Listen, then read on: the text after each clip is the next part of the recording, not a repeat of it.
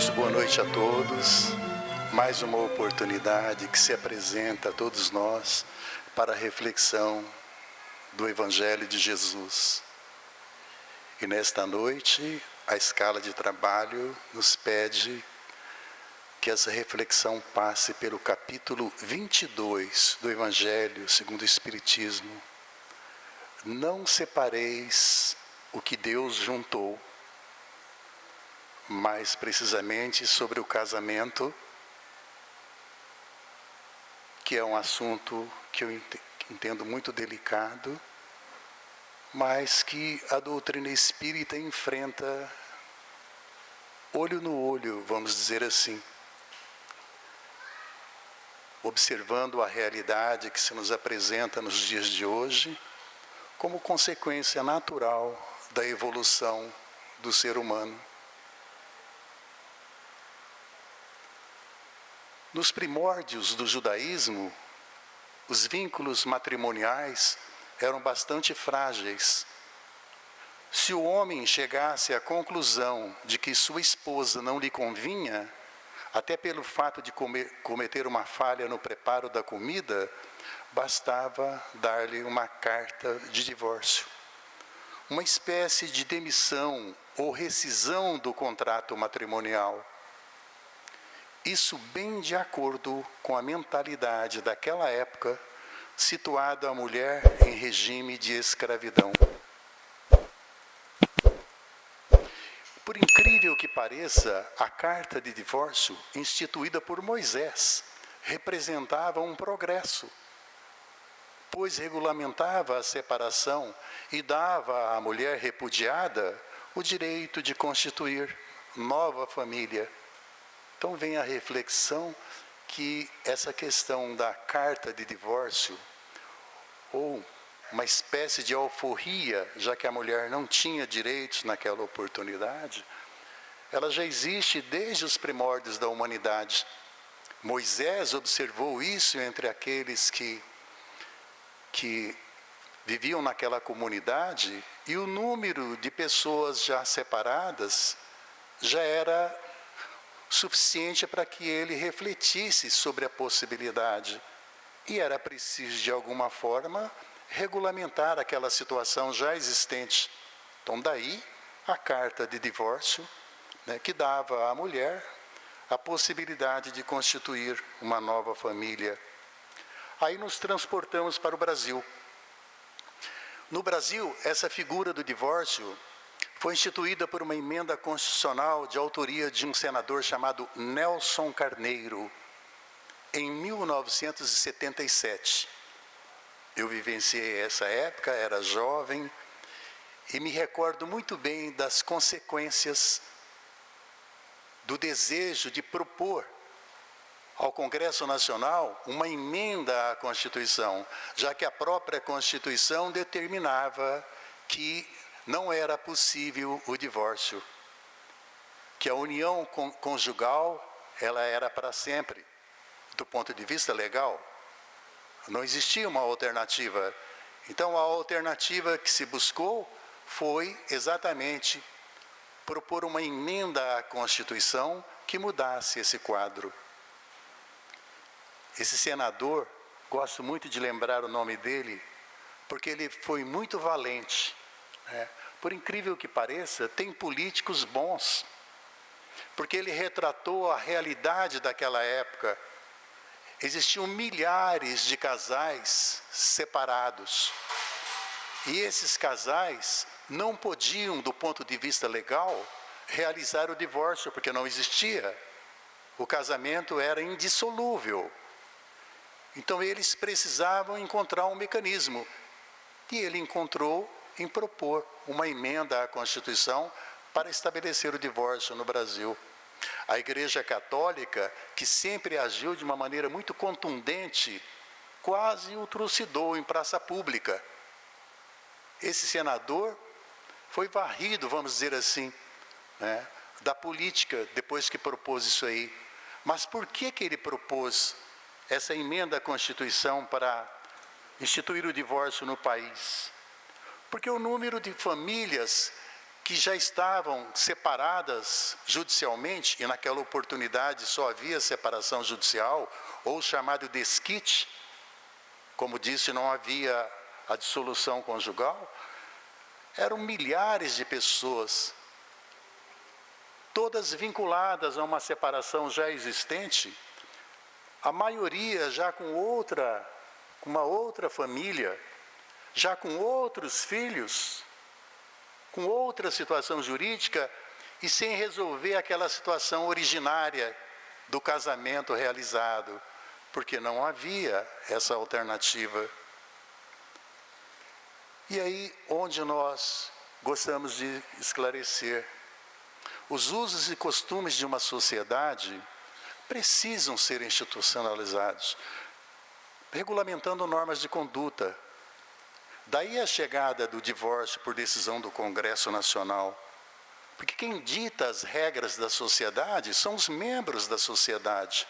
E se há determinados usos e costumes que constituem regra moral, mas não ainda institucionalizadas, elas precisam ser levadas ao Congresso Nacional para que aqueles que legislam possam discutir e votar a obrigatoriedade de determinada conduta para que haja paz e harmonia social. Quando Jesus esteve entre nós, ele foi categórico ao afirmar que semelhante instituição deveu-se à dureza do coração humano. Ainda nos dias de hoje, deve-se à dureza do coração humano a maioria das separações. Toda regra tem exceção, sim. Há algumas exceções, sim, que a doutrina espírita até admite, no caso de conduta violenta, vias de fato entre determinados casais. Chega-se a um ponto em que não há nenhuma alternativa a ser estudada, senão o divórcio. Doutrina espírita é bastante clara quanto à seriedade do vínculo matrimonial, demonstrando que ele é geralmente fruto de planejamento espiritual. Não foi por acaso que aquelas duas criaturas se encontraram. Não foi por acaso que aquelas criaturas se entenderam. Em algum momento dividiu o afeto para depois realizar o matrimônio segundo a lei dos homens.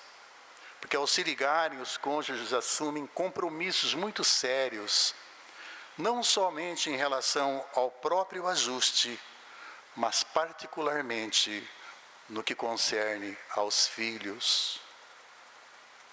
Todo casamento dissolvido representa fracasso dos cônjuges. Separação não faz parte do destino de ambos. É simplesmente uma alternativa quando a união já se apresenta definida, entra em crise insuperável. O divórcio, nessa circunstância, defendido por Kardec, limita-se tão só a reconhecer uma separação que de fato já existe.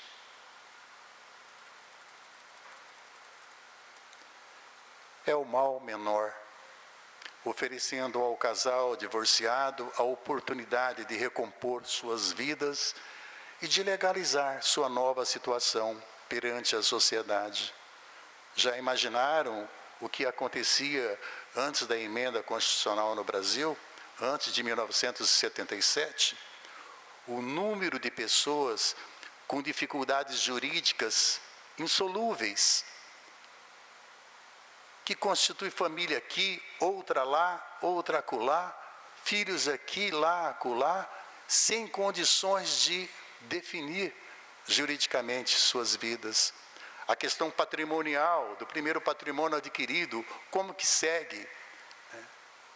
Então, tudo isso foi motivação para que nós tivéssemos a introdução da emenda constitucional que estabeleceu o divórcio no país. Inútil, entretanto, tentar compreender a gama de prejuízos advindos de uma separação. Normalmente aqueles casos extremos dos desentendimentos que tornam impossível a vida em comum. E eu observei isso durante mais de 30 anos na minha atividade profissional. Inúmeras vezes, casais que estavam ávidos pela separação, pelo divórcio, que se apresentavam com uma vontade louca de separar, claro, um ou outro, com uma motivação diferente. Posso assegurar a vocês que nunca observei na sequência, se bem que não acompanhei, né, o que acontecer depois, mas nunca observei, nunca percebi vantagem na separação. Aquilo que o casal divide, já vive com dificuldade num corpo só, vamos dizer assim, numa unidade. Se separa, vai dividir essas dificuldades. A tendência é aumentar o campo, né, das dificuldades. Quando chega esses casos extremos de desentendimentos que torna impossível a vida em comum, nem toda a sabedoria do mundo convencerá o casal a permanecer juntos, superando suas desavenças. Por isso, mais importante do que tentar ajustar peças comprometidas pela ferrugem da discórdia, melhor é cuidar de recursos que garantam a estabilidade matrimonial, a saúde do casamento. E a primeira providência é superar o velho engano cometido pelo homem e a mulher, que se julgam casados apenas porque assinaram o livro de registro civil, submetendo-se às disposições legais. Socialmente falando, o casamento é isso, mas sob o ponto de vista moral e espiritual, trata-se de um compromisso a ser renovado todos os dias, de representar o empenho diário de dois seres, de estrutura biológica e psicológica totalmente diferentes, no sentido de se ajustarem. E aí nos recordamos, cérebro e coração, razão e sentimento, força e sensibilidade. Isso constitui o homem e a mulher. São duas partes que se completam, mas somente com a força do amor. Emmanuel tem uma imagem muito feliz a respeito do casamento, quando diz que a euforia dos noivos no grande dia é semelhante à do estudante que recebe o diploma do curso superior. É o coroamento dos seus esforços, de seus anseios. Mas aí vem a pergunta: um diploma de nível superior resolve o nosso problema simplesmente porque nós alcançamos aquele estágio? Não, não resolve. Aí começa a labuta mais difícil de se ajustar ao mercado de trabalho naquela profissão. Aí vem a necessidade de superação de outros esforços para que haja verdadeiramente o coroamento de seus anseios. Depois do diploma superior, vem o trabalho de cada dia, a dedicação, o sacrifício para que o seu diploma represente para ele a base de uma vida melhor, econômica e socialmente. Assim acontece com o casamento. Muita alegria no início, muito empenho depois, porque nenhuma casa será um oásis de oficina de resignação se não tivermos boa vontade e esforço em favor da paz de ambos. Lembrando ainda Jesus, é preciso que combatamos a dureza de nossos corações. Pois se bem analisarmos, vamos verificar que todo problema de relacionamento humano, em qualquer lugar, principalmente no lar, nasce justamente porque o nosso coração se fecha com muita facilidade ante as manifestações do egoísmo que nos leva a exigir demais dos outros e tão pouco de nós mesmos.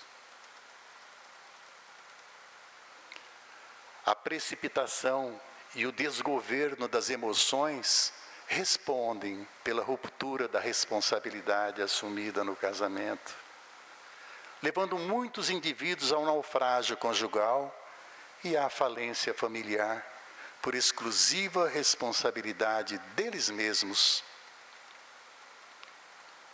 Enquanto houver o sentimento de amor no coração do homem, e ele sempre existirá por ser manifestação de Deus íncita na vida, o matrimônio permanecerá e a família continuará sendo a célula fundamental da sociedade. Por outro viés, a reencarnação representa a grande oportunidade do refazimento das relações afetivas, do ponto de vista espiritual. Os hebreus acreditavam que um homem que já morreu poderia voltar a viver. Só que eles não sabiam explicar como isso poderia acontecer, porque eles tinham uma vaga noção sobre a alma e como a alma se unia ao corpo. Então eles chamavam de ressurreição, o que a doutrina espírita mais acertadamente chama de reencarnação. Assim como o céu, inferno e purgatório, utilizados durante séculos pela Igreja, ressurreição pode ser entendida como uma figura de linguagem, representando a reencarnação. E a reencarnação fortalece os laços de família, não aquela família consanguínea da qual participamos hoje, mas a da verdadeira família, formada pelos laços espirituais, pela afeição sincera, pela afinidade de inclinações, pelo amor colocado à disposição da união maior. Esse sim vai fortalecer os laços do amor e permitir que nós estejamos juntos numa outra vida, num outro estágio vibratório, a verdadeira família, a família espiritual. Porque aquelas uniões que acontecem por afeições, por interesse, por vínculos materiais, essas famílias já se desfazem aqui mesmo na Terra, porque morrendo o corpo, morre também o interesse que existia. Agora, aquelas que alimentaram o amor ao próximo, que colocaram os melhores sentimentos em favor da união, em favor do entendimento, da aceitação, a esses permanecem vinculados. E esse vínculo vai se estender até o momento da nossa partida, para reencontrar aqueles que nós alimentamos o amor juntos, para reencontrar aqueles que merecidamente nós fortalecemos os laços desse amor. E mesmo aqueles que ainda estejam aqui conosco, todos nós podemos sim fortalecer os laços com aqueles que já fizeram a sua passagem. Pela simples observação de uma oração saudável, uma oração sentida, uma oração que em pensamento nos coloque junto com aqueles que amamos. E são os laços do amor, muitas vezes festejados dentro da família, que nos unem àqueles que se foram.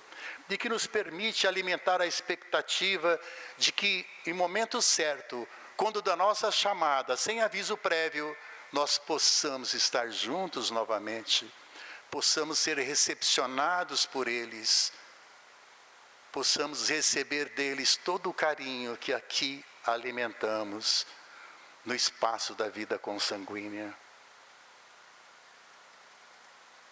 Os arquitetos da reencarnação poderão questionar: Você se lembra daquela pessoa, esposa ou esposo, que você não amou? Pelo contrário, que você odiou? Vais voltar com ela. Vais voltar para o devido aprendizado. Primeiro para deixar de odiá-la, depois para amá-la. Isso é lei de justiça. A menina chega em casa: mãe, achei o homem da minha vida, meu príncipe. A família olha assim e se pergunta: o que essa menina viu nesse rapaz? Por outro lado, o rapaz também diz à família: encontrei a minha outra metade, minha princesa. Forma-se o casal, vêm os filhos. Ela deseja escolher. Quero um filho bonito, inteligentíssimo, para não dar problemas na escola. Ele, eufórico, diz que tem a cara e a inteligência do papai. Aí ocorre que a programação espiritual envia aquele filho que você rejeitou, que você judiou, que tanto você fez mal. Não vem ali o inimigo do passado, justiça também, porque o esquecimento faz parte do processo reencarnatório. E a gente não reconhece, porque senão não teríamos a oportunidade do resgate. E ali observamos então uma infância inteira de convivência para diluir esse ódio com a entrega do amor de mãe pelos filhos. Processo de justiça. Primeiro, aprender a combater o ódio, depois perdoar e passar a amar infinitamente, como amam as mamães. Jesus recomendou que devemos amar o próximo como a nós mesmos. E a família na qual nos encontramos é uma escola de almas, onde podemos exercitar o amor para com algumas pessoas, para que um dia saibamos amar a humanidade inteira. Na sua sabedoria divina, o Senhor da vida distribui as pessoas nessas pequenas escolas chamadas lares, para o sublime aprendizado, no qual nos encontramos inseridos neste momento, junto com aquelas pessoas certas, no momento adequado, no momento certo para o nosso aprendizado, para a nossa evolução do ponto de vista espiritual, já que nos preocupamos tanto com as questões materiais. E assim, em nossas múltiplas existências, vamos aprendendo o amor nas suas diversas faces. O amor de mãe para o filho, de filho para a mãe, de irmão para o irmão, de avô para o neto, de neto para o avô, de tio para o sobrinho, do sobrinho para o tio, de esposa para o marido, e assim por diante. E quando conseguimos amar verdadeiramente um filho, por exemplo, nosso coração se enternece também pelos filhos alheios.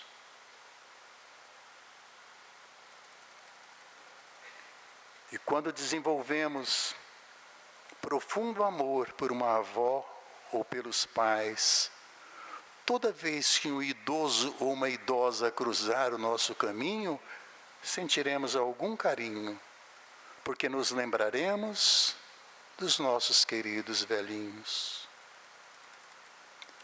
Assim, os laços de afeto vão se formando aos poucos, para que um dia possam se estender por toda a grande família humana.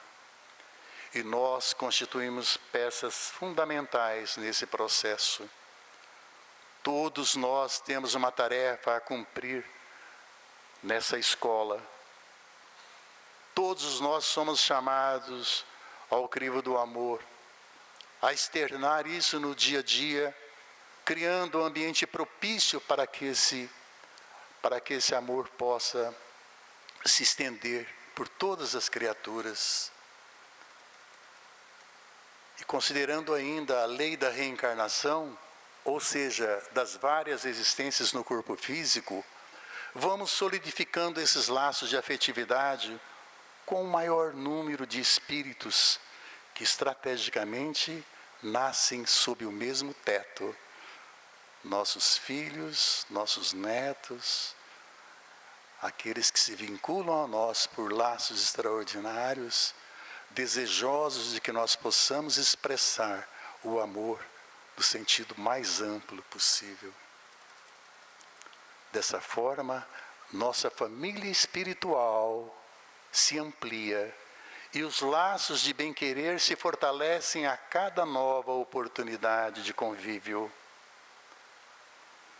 Nós podemos constatar essa realidade no amor que nutrimos pelos amigos. Não fazem parte da parentela corporal, mas com os quais temos laços sólidos de afeição. Porque existe ali algum laço de afinidade a nos convocar para que nós possamos estender isso para horizontes maiores. Todos nós temos essa oportunidade.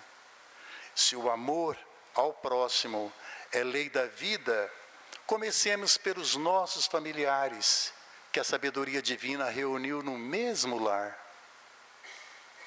Viver em família é um grande desafio e, ao mesmo tempo, um grande aprendizado, pois o convívio diário nos dá a oportunidade de limar as arestas e realizar progressos na senda evolutiva, ombro a ombro com aqueles que caminham conosco, preparando a grande família espiritual. Se você entender que tudo isso faz sentido, comece a ver as pessoas que cruzam o seu caminho com outros olhos, com olhos de quem entende e atende à recomendação do Cristo: amai o próximo como a si mesmo. No livro SOS Família, pela mediunidade de Divaldo Pereira Franco, Joana de Ângeles assegura que família é a escola de aprendizagem da redenção futura, da verdadeira libertação. É onde se costumam reatar os laços rompidos ou desajustados em vidas passadas. Por isso, aqueles com os quais não afinizamos dentro da nossa família são tão importantes, mas tão importantes, que nós precisamos ter um cuidado maior ao tratá-los, porque fazem parte do nosso processo de redenção espiritual, fazem parte daqueles que vão constituir a nossa verdadeira família quando do regresso à pátria espiritual. Ou ainda, como afirma Chico Xavier e Herculano Pires no livro Na Era dos Espíritos, quando se questiona o que é a família terrena, é aquela que permite o reajuste através da reencarnação.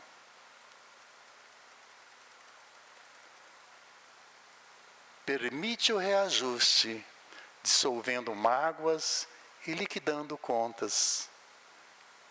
Nós não temos contas a pagar na vida em família, na vida material. Também temos contas a prestar ao plano espiritual. E pela reencarnação nós temos a oportunidade de reparar os erros do passado. Erros cometidos contra companheiros de jornada, nossos familiares consanguíneos. E para isso, como diz Chico Xavier, estamos no local certo, com as pessoas certas, na família certa, para resgatar e atender à lei de evolução. Nesse sentido, a resposta do Espírito de Verdade a Kardec, na questão 774 de O Livro dos Espíritos, é taxativa sobre o Instituto da Família. Há no homem alguma coisa a mais, além das necessidades físicas, que é a necessidade de progredir. E nós não vamos progredir acumulando bens materiais. nós vamos progredir realizando as tarefas que nos competem no trabalho de entendimento, de aceitação daqueles que o Pai colocou estrategicamente no nosso caminho, dentro do palco maior dos embates da vida, que é o nosso lar.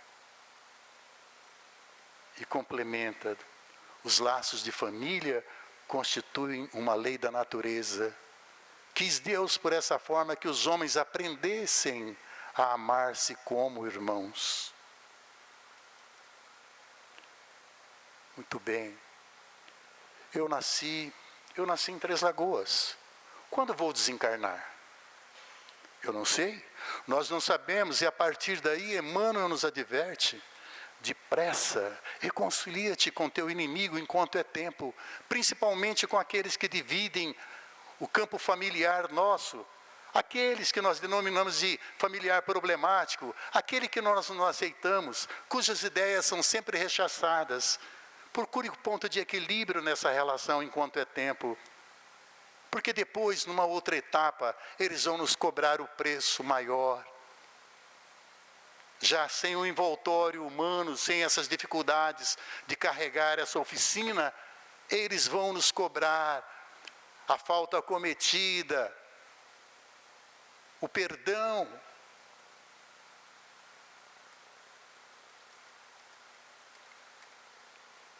Que não ofertamos. Como espírito, temos um corpo transitório.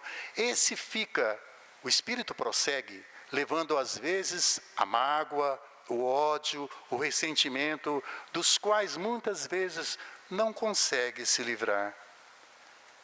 É a lei de justiça e amor, lei de Deus, lei que os homens não revogam nem derrogam, lei natural, que o homem vai ter sempre que respeitar. E onde está gravada essa lei de Deus? Pergunta Kardec. E a resposta simples, na nossa consciência. Todos nós somos dotados de inteligência, exatamente para discernir o bem do mal, separar o joio do trigo, realizar a tarefa que nos compete. Esta casa nos lembra rotineiramente de tudo aquilo que se passou no campo cristão, com aquele que tem o significado maior para todos nós. Nosso guia e modelo, Jesus, ele deixou claro as suas orientações. Cabe a nós segui-las. Então aproveitemos essa jornada para fortalecer os laços de família, para estabelecer uma nova relação e viver a plenitude da verdadeira família, a família espiritual, na qual estaremos inseridos em breve por amor daquele que é o Senhor de nossas vidas. Que nós possamos realizar essa tarefa que nos compete, que nós possamos fortalecer os vínculos matrimoniais, utilizando sempre a regra do casamento indissolúvel, tanto quanto possível, para evitar todos os dissabores e as consequências naturais de um processo de separação, de divórcio. Lembrando que a doutrina espírita nos recorda que em qualquer processo dessa natureza, em que haja a ruptura, não rompe a responsabilidade dos pais em relação à prole. Os filhos continuam seus filhos, e eles serão responsabilizados por toda a consequência danosa que esses espíritos se verem albergados. Lei de amor e de justiça. O homem tem a liberdade de realizar as suas escolhas, mas há uma lei natural que nós precisamos seguir. E a lei do Cristo é clara a todos nós. Amai-vos uns aos outros como eu vos amei. Especialmente aqueles que dividem conosco essa tarefa de convivência em comum, trabalhando virtudes e defeitos para que um dia nós possamos ser avaliados pela providência e alcançar uma das moradas do Pai no reino que Ele nos prometeu. Que Jesus os ampare e faça de cada um de nós um instrumento de amor e de paz voltado para o bem da humanidade. Que assim seja.